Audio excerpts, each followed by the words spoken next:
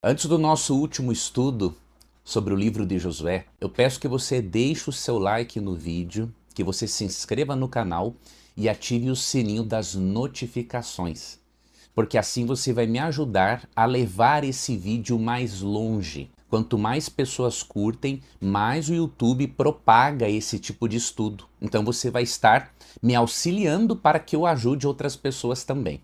Ok? Vamos lá. No último capítulo de Josué, no capítulo 24, esse grande líder renova a aliança de amor entre Deus e Israel. Josué, neste capítulo, relembra aos israelitas que o único rei que eles tinham era o Senhor. E ele também os relembra de que se eles permanecessem fiéis a Deus, desfrutariam das bênçãos da aliança e viveriam seguros e prósperos na terra prometida. E preste atenção, isso tem muito a ensinar sobre o seu sucesso e o meu sucesso nesta vida e na vida por vir. Então esse estudo do capítulo 24 de Josué será muito importante para você entender de que maneira você pode preservar as coisas boas, as bênçãos que Deus lhe deu, e de que maneira você pode permanecer no caminho da salvação para, enfim, chegar à terra prometida, tanto ao lar eterno no céu, quanto depois na terra restaurada que Deus prometeu para nós, como lemos em 2 Pedro 3,13, entre outros textos. Vamos para a parte de domingo da nossa lição. Você sabia que na Bíblia geografia também é teologia? Achei muito interessante essa abordagem da lição. Os israelitas estavam em Siquém. Foi nessa região onde Abraão recebeu a promessa da terra prometida pela primeira vez. Lá em Gênesis 12, versos 6 e 7. E nesse mesmo lugar, Israel se encontrava agora com o líder Josué, renovando a aliança com Deus. O que nós percebemos? Que a geografia, neste caso, ou seja, eles estavam em Siquém, assim como Abraão quando recebeu a promessa pela primeira vez, a geografia nos ajuda a vermos tanto o cumprimento da promessa de Deus feita a Abraão, vários séculos antes, quanto também transmite aos israelitas a ideia e um chamado de que, assim como Abraão, eles deveriam demonstrar lealdade total ao Senhor, rejeitando todos os demais deuses. Abraão foi chamado de Ur dos Caldeus para deixar de lado a idolatria. E Deus fez uma promessa de que ele habitaria em tendas e que os seus descendentes herdariam a terra prometida.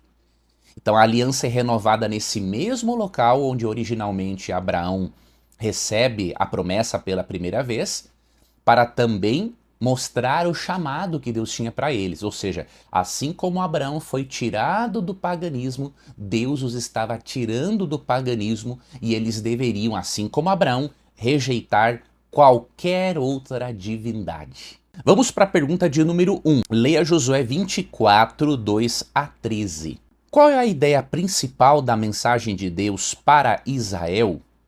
Eu escrevi o seguinte na resposta que eu deixo para lhe ajudar. Deus relembra a história de fidelidade desde Abraão até aquele momento, destacando que ele, Deus, foi o principal agente das vitórias de Israel.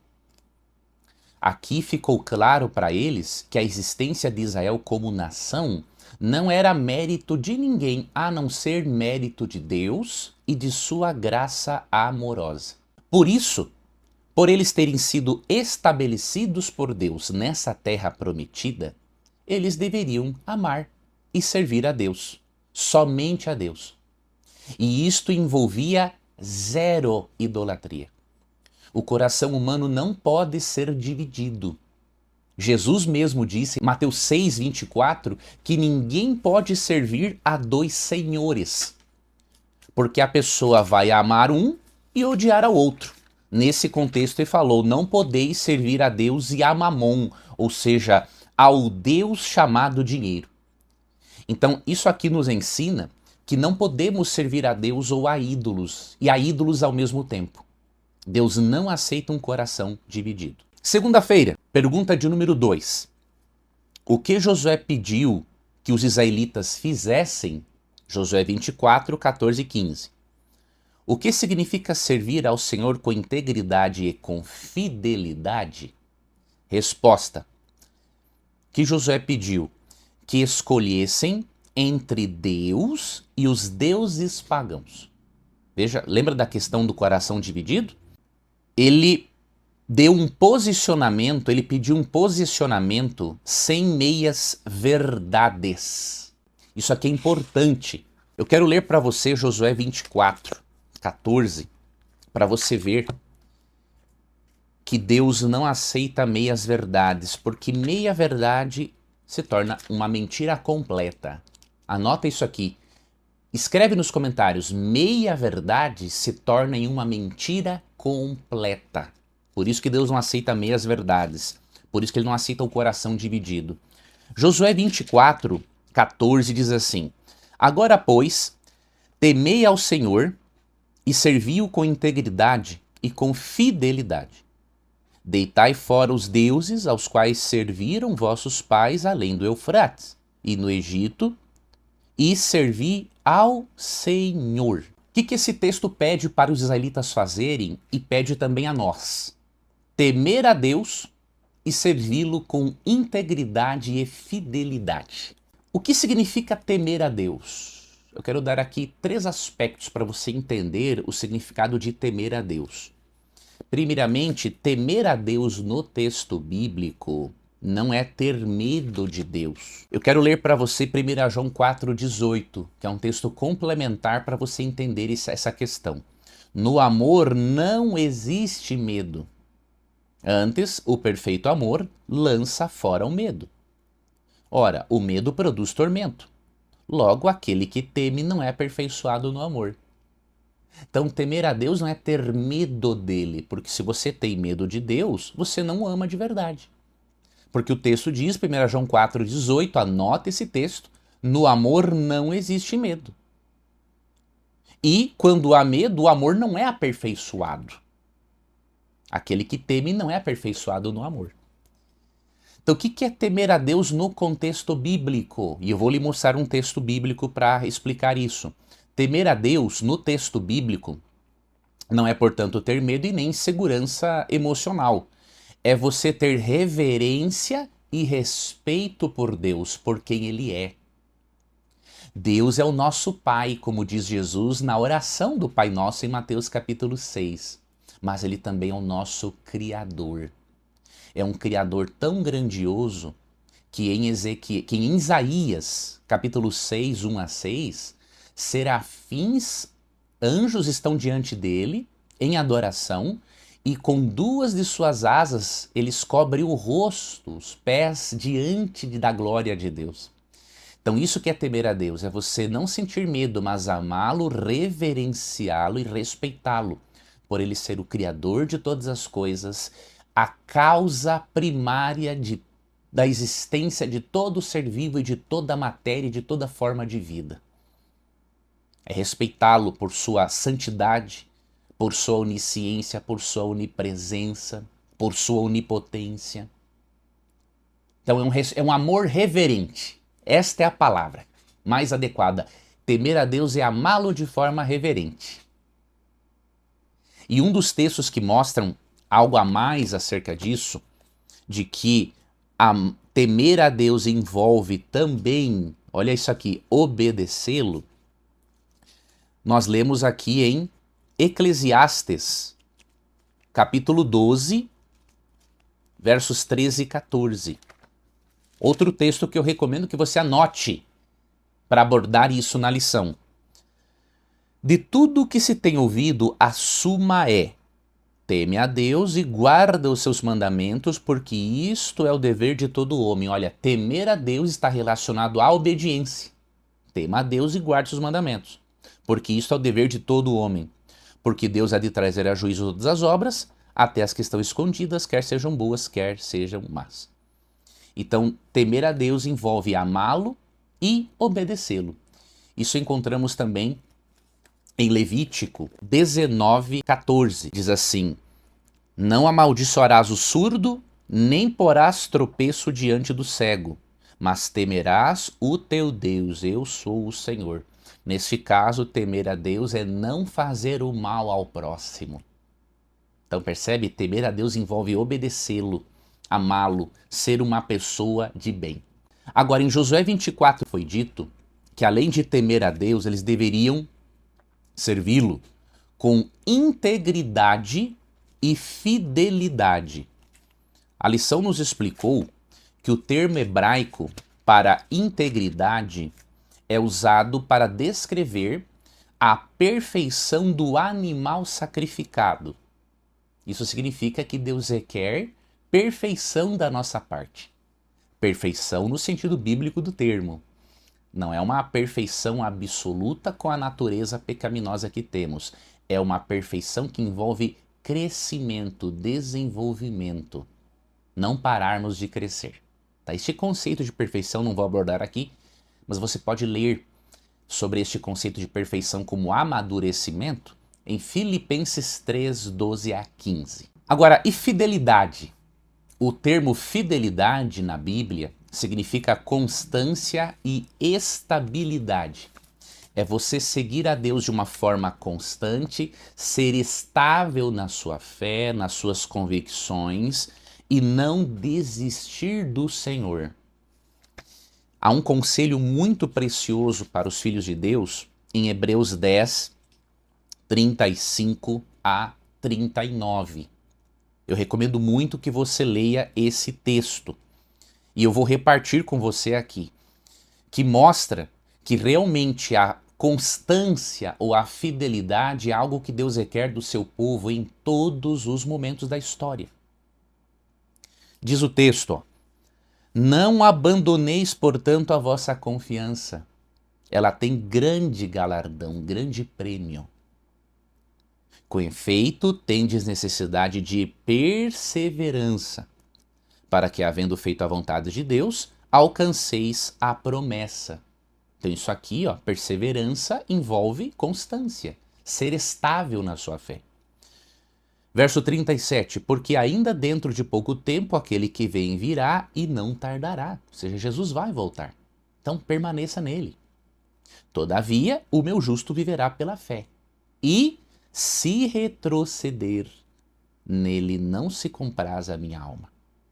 Nós, porém, não somos dos que retrocedem para a perdição. Somos, entretanto, da fé para a conservação da alma. Então, a mesma fidelidade, constância ou estabilidade que Deus exigiu de Israel, ele exige do seu povo aqui no Novo Testamento. Então, Josué pediu que Israel manifestasse, aqui em Josué 24, a mesma lealdade a Deus que ele havia demonstrado para com eles. Isso é o mínimo. É o mínimo que se espera de alguém que ama de verdade, corresponder a este amor. E nossa vida deve, assim como a vida dos israelitas, refletir gratidão a Deus pelo que ele fez, pelo que ele faz e pelo que ele fará por nós. Este conceito de gratidão encontramos em muitos textos, especialmente nos Salmos. Mais especificamente, eu deixo para você o Salmo 103, onde Davi diz, né? Bendize, ó minha alma, ao Senhor, e não se esqueça de nenhum dos seus benefícios. Então, gratidão é algo que nos motiva a permanecermos no Senhor. Para isso, devemos voltar ao passado, avaliarmos o presente e vermos o que Deus fez e tem feito por nós. Isso inspira amor, gratidão e perseverança, constância, fidelidade. Terça-feira, livres para servir. Esse tópico que a lição abordou na parte de terça é muito importante. E eu também vou me delongar um pouquinho mais nele, porque você precisa entender algo sobre o livre-arbítrio. A questão do livre-arbítrio é algo debatido há séculos e isso será debatido tanto na teologia quanto na filosofia até a volta de Jesus. Agora, nós precisamos deixar que o texto bíblico nos responda essa questão. Então eu vou aqui responder a questão de número 3 com base em Josué 24, 15 e outros versos, e vou abordar um pouquinho com você sobre o livre-arbítrio, para que você possa entender esse tópico e bem como repartir com os alunos na sua classe, se você for um professor ou professora de escola sabatina. Pergunta 3. Qual foi a resposta de Israel ao apelo de Josué? Josué 24, 16 a 18. Por que Josué reagiu daquela maneira à resposta deles? A resposta à pergunta 3 é a seguinte: disseram que serviriam unicamente ao Senhor, não a outros deuses. Josué faz um apelo para eles, só que ao mesmo tempo em que Josué faz um apelo, Josué respeita o livre-arbítrio. Espere eu concluir o pensamento. Caso você não creia no livre-arbítrio, espere eu concluir o pensamento, fique tranquilo. Não estou aqui para agredir você, estamos aqui para estudar juntos. Então espere até o final que eu vou ajudar você nessa questão. No verso 14 do capítulo 24, ele tinha, como nós já vimos, convidado o povo a temer a Deus e servi-lo com integridade e fidelidade, deixando outros deuses. E aí no verso 15, após esse apelo para amar a Deus e obedecê-lo, ele não os força a isso. Ele os ordena sem forçar, como nós já estudamos em outro momento. E no verso 15, Josué diz: porém, se vos parece mal servir ao Senhor, escolhei hoje a quem servais. A dupla predestinação não tem base bíblica. E eu quero que você analise isso comigo, porque quando Josué diz para eles escolherem, se Deus já tivesse predestinados a escolherem entre a fidelidade ou a infidelidade, não haveria sentido ou necessidade de convidá-los a exercer uma escolha.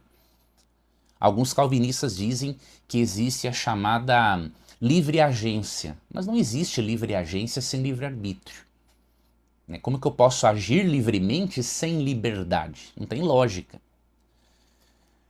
Escolhei hoje a quem servais, se aos deuses a quem serviram vossos pais, que estavam da além do Eufrates, ou aos deuses dos amorreus em cuja terra habitais. Eu e a minha casa, aqui ele está dizendo a escolha dele e da família dele, serviremos ao Senhor. Ou seja, Josué respeitava o livre-arbítrio do povo, e desejava que ele servisse ao Senhor por livre escolha e não por obrigação. O que isso significa? Mesmo sendo eleitos, eles eram livres para rejeitarem a Deus. Tem um livro com esse título, Eleitos mas Livres, de Norman Geisler.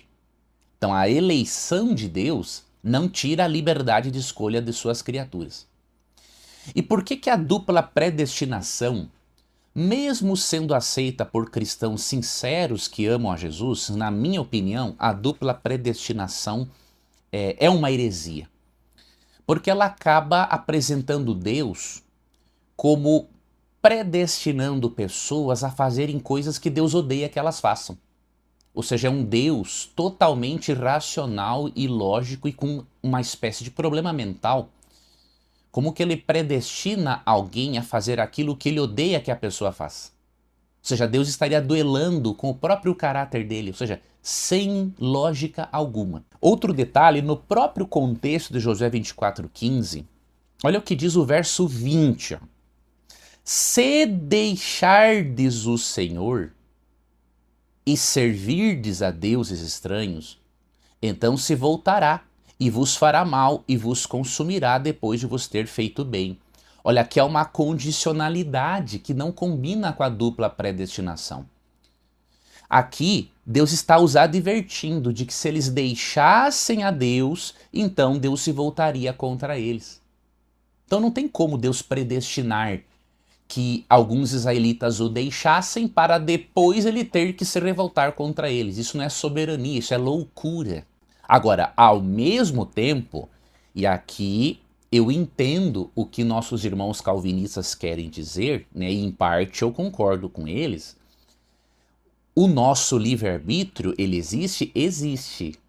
Porém, nós não conseguimos exercê-lo devidamente sem a ajuda do Espírito Santo. Aqui tudo bem. Porque olha o que diz o verso 19, no próprio contexto. Estamos fazendo uma análise contextual.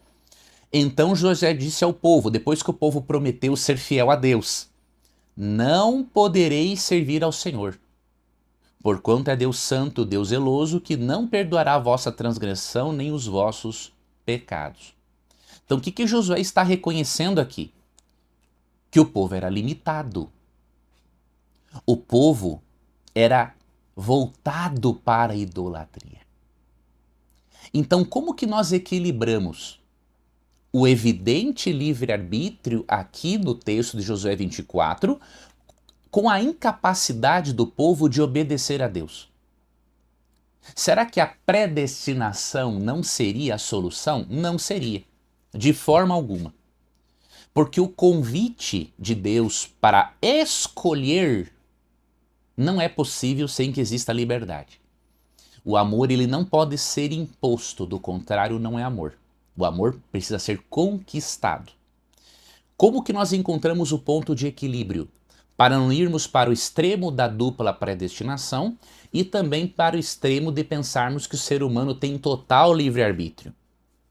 Nós temos que entender o seguinte: nós temos ainda algo do livre-arbítrio que nos foi devolvido por Deus logo após o pecado. Em Gênesis 3,15, quando Deus põe inimizade entre a mulher, a descendência da mulher e a serpente, Deus está ali devolvendo parte do livre-arbítrio que tínhamos perdido com o pecado. Então Deus impõe isso, Deus nos ajuda nisso. Então nós temos um livre-arbítrio prejudicado pelo pecado, mas não ausente. Grava isso aqui. Nosso livre-arbítrio é prejudicado, é corrompido pelo pecado, mas não é ausente. Se ele fosse totalmente ausente, nós não poderíamos ser responsabilizados pelos nossos atos iníquos. Por exemplo, um assassino, um estuprador, um homicida, ele não poderia ser totalmente responsabilizado por seus atos, porque Deus o predestinou para ser assim. Nem o diabo poderia ser responsabilizado por ser diabo. Então não tem lógica a dupla predestinação. Então o que nós temos que crer? Temos um livre-arbítrio corrompido e Deus nos conduz, não nos obriga a exercermos este livre-arbítrio da forma correta. O que diz Romanos 2,4? Que Deus nos conduz ao arrependimento. Conduzir é uma coisa, impor é outra, obrigar é outra.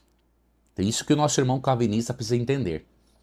Se eu conduzo alguém até um local, eu não estou obrigando essa pessoa a ir comigo, eu estou conduzindo-a. Ela é livre para ir me acompanhar ou não. Então Deus conduz ao arrependimento. Além disso, Filipenses 2,13, Deus efetua em nós o querer e o realizar. Então Ele nos capacita a exercermos adequadamente nossas escolhas. Porém, há uma parte que é nossa, que é permitir que Ele nos conduza. Então, esta é uma visão bem breve para ajudar você neste tópico que eu achei que seria importante explorar um pouco mais na lição para que você possa compreender inicialmente um assunto que é muito amplo. E eu peço uma coisa para você, antes de irmos para a parte de quarta-feira, se você ainda não curtiu o vídeo, faça isso agora. Porque quando você curte o vídeo, você me ajuda a fazer o vídeo ir mais longe. Quando você compartilha, quando você se inscreve no canal e ativa as notificações, o YouTube entende a relevância desse conteúdo para você. Além dele indicar para você, ele vai mandar para mais pessoas. Então muitas pessoas precisam aprender, por exemplo, sobre a predestinação, do ponto de vista bíblico. Então se você curtir agora o vídeo, pode ter certeza, você vai estar me ajudando a levar esse conteúdo para mais pessoas. Combinado? Parte de quarta-feira, pergunta de número 4. Leia Josué 24, 22 a 24. Por que Josué precisava repetir seu apelo para que os israelitas se livrassem dos seus ídolos? Após a leitura, eu escrevi a seguinte resposta: para conscientizá-los de que palavras não são suficientes. Além de confessar fidelidade a Deus, deveriam agir em conformidade, jogando fora qualquer imagem, abandonando a idolatria por completo. O coração humano ele não possui uma tendência natural para as coisas de Deus. Por isso que nós precisamos de duas coisas principais. Primeiro, da condução do Espírito Santo. Lembra Romanos 2,4, Filipenses 2,13? O Espírito nos conduz ao arrependimento, Deus efetua em nós o querer e o realizar. Porém, além da condução do Espírito, precisamos de decisões constantes com a ajuda do poder dele. Esses chamados a decisões constantes encontramos em Josué 24,15, né? Porque ele diz: hoje escolhei hoje a quem sirvais. Um outro texto que mostra a necessidade de decisões constantes com a ajuda de Deus, Jeremias 21, verso 8. Esse texto é bem importante, que ajuda também a perceber que a dupla predestinação não tem base bíblica alguma. A este povo dirás: assim diz o Senhor, eis que ponho diante de vós o caminho da vida e o caminho da morte. Jesus, em Mateus 7, 13 e 14, disse que existe a porta estreita, que conduz à salvação, e a porta larga, que conduz à perdição. Então, o povo de Israel era propenso à idolatria. Então, eles precisavam da condução do Espírito e decidir constantemente abandonar esses ídolos. Isso era uma tentação para eles, porque quando Josué pede para que eles tirem todos os ídolos do meio deles, quer dizer que alguns deles ainda estavam praticando este pecado. Eles tinham a tendência à idolatria.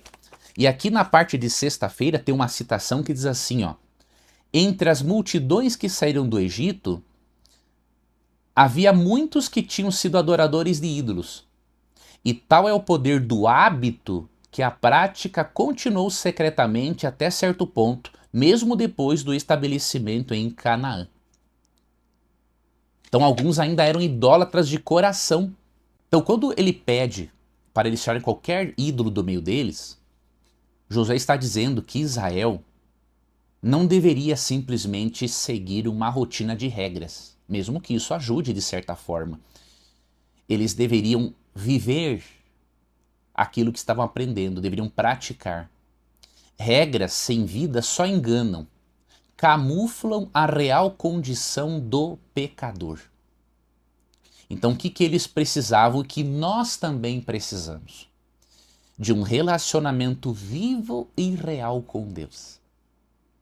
Quando temos um relacionamento vivo e real com Deus, nós viveremos não dependentes de regras, mesmo que elas sejam importantes. Nós iremos agir como um princípio. As regras serão não externas, mas serão internalizadas em nós.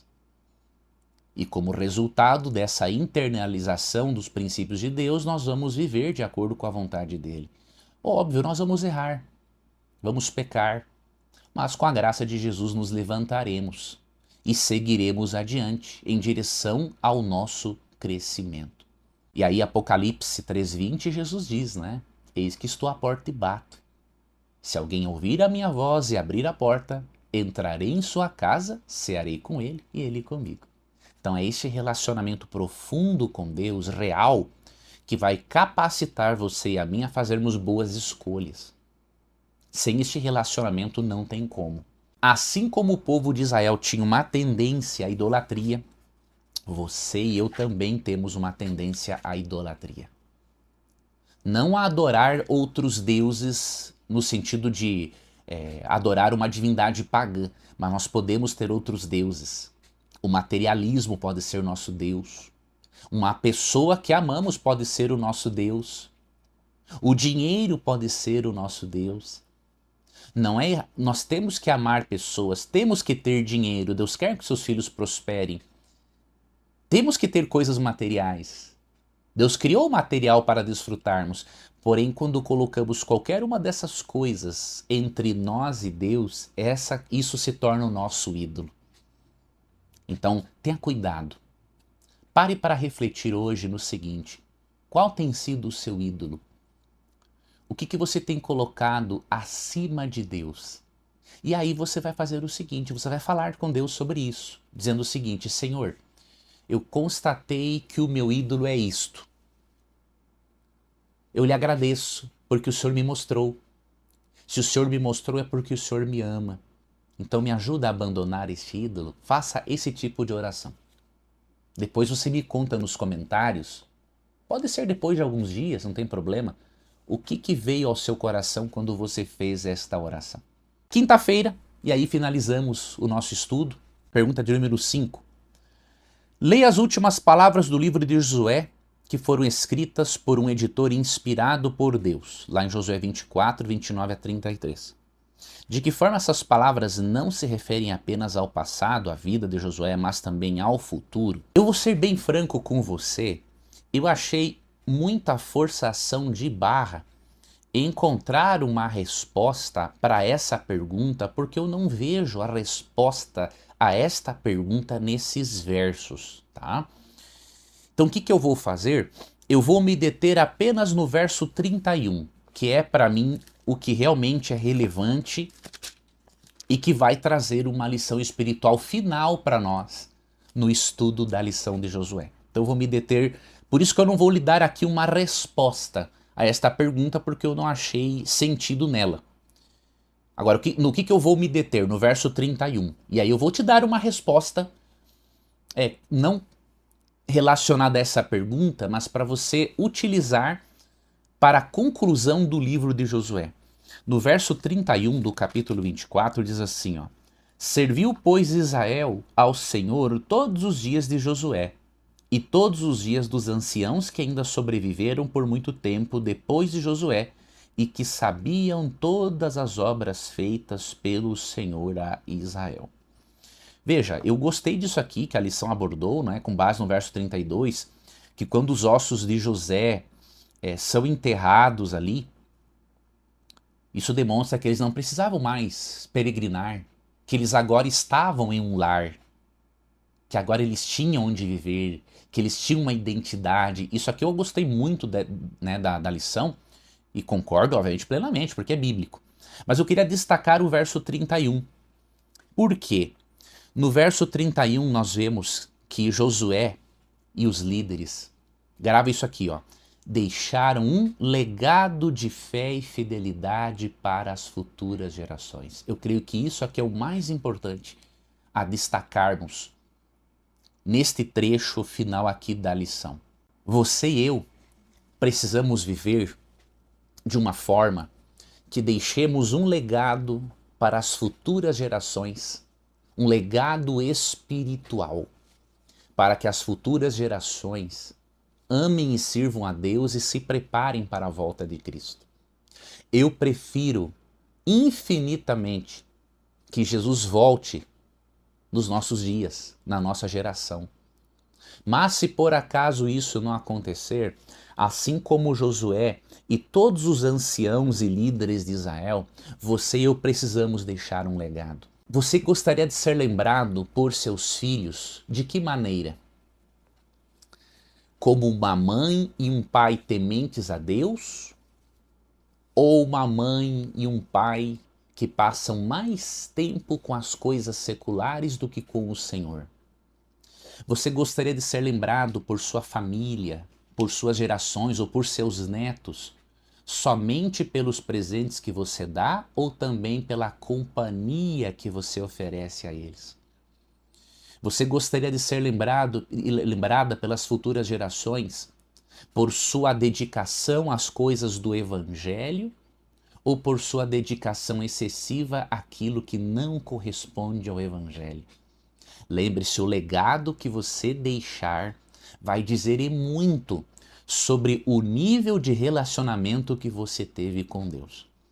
E além disso, o legado que você deixar vai influenciar e muito no bem-estar, na prosperidade, na saúde e na salvação das futuras gerações. Especialmente das pessoas da sua família e das outras pessoas que viverem ao seu redor e sobre a sua influência. Eu desejo que o Senhor torne a você e a mim pessoas de grande fé, assim como Josué e esses anciãos e líderes, para que além de vivermos uma vida de total dedicação a Ele, deixemos um legado, tanto para a geração presente, quanto para a geração futura, caso Jesus não volte na nossa geração. Eu ainda prefiro crer que sim, que Ele vai voltar na nossa geração. Mas independente disso, deixe um legado. Seja uma boa influência. Faça a diferença.